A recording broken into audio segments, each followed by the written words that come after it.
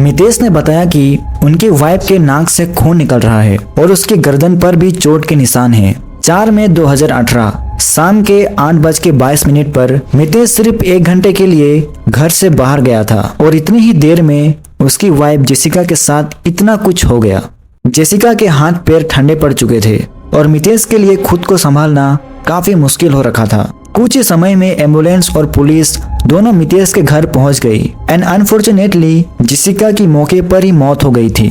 लेकिन घर में किसी भी तरह के फोर्स एंट्री के निशान नहीं थे, जिसका मतलब जिसने भी ये सब किया था वो एक ऐसा शख्स था जिसे जेसिका पहले से ही जानती थी। घर से कोई कीमती सामान भी चोरी नहीं हुआ था, यानी अपराधी का मकसद सिर्फ और सिर्फ जेसिका को मारना था और खुद को बचाने के लिए उसने पूरे सिचुएशन को ही चोरी और लूटपाट की एंगल देने की कोशिश की थी। अब पुलिस को ये तो क्लियर हो गया था कि इन सब के पीछे जेसिका और मितेश का कोई जान पहचान वाला ही था, लेकिन इतने कम समय में इतने शातिर तरीके से जेसिका की जान लेने वाला शख्स कौन था, जानते हैं कुछ ही देर में। जेसिका लीड्स इंग्लैंड की रहने वाली थी। जेसिका को बचपन से ही बॉलीवुड मूवीज देखने का शौक था। दिल तो पागल है, दिल दीवाना है, दिल तो पागल है, दिल दीवाना। और कहीं न कहीं अपने लाइफ में भी वो एक ऐसे ही लव स्टोरी चाहती थी। कॉलेज की पढ़ाई के दौरान उसकी मुलाकात मितेश से होती है और काफी कम समय में ही वो रिलेशनशिप में आ जाते हैं। पढ़ाई खत्म करने के बाद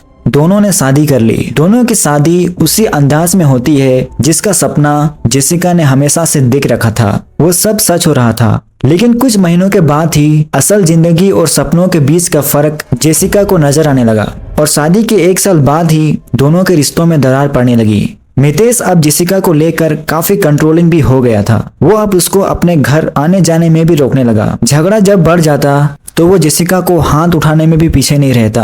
पुलिस इन्वेस्टिगेशन के दौरान उन्होंने कुछ नोटिस किया। उन्हें घर के बाहर सीसीटीवी कैमरास तो नजर आ रहे थे, लेकिन उसका जिक्र किसी ने नहीं किया था। जब पुलिस ने मितेश से सीसीटीवी फुटेज मांगी तो मितेश ने बताया कि शायद चोर उसकी हार्ड ड्राइव भी लेकर चले गए जिसमें सभी फुटेजेस मौजूद थी। बट घर की थोड़ी छानबीन करने पर ही मितेश के बेड साइड ड्रॉअर के नीचे उन्हें वो हार्ड ड्राइव मिल जाती है। बिना समय गवाए पुलिस सभी सीसीटीवी फुटेज को एक एक कर एनालाइज करना शुरू करती है और बहुत ही जल्द उन्हें पता लग गया कि जेसिका की मर्डर के पीछे किसका हाथ है। जेसिका के फादर जय पटेल के पास पुलिस का कॉल जाता है। ये वो शख्स था जिसकी उम्मीद जेसिका की फैमिली ने कभी सपने में भी नहीं की थी, मितेश पटेल।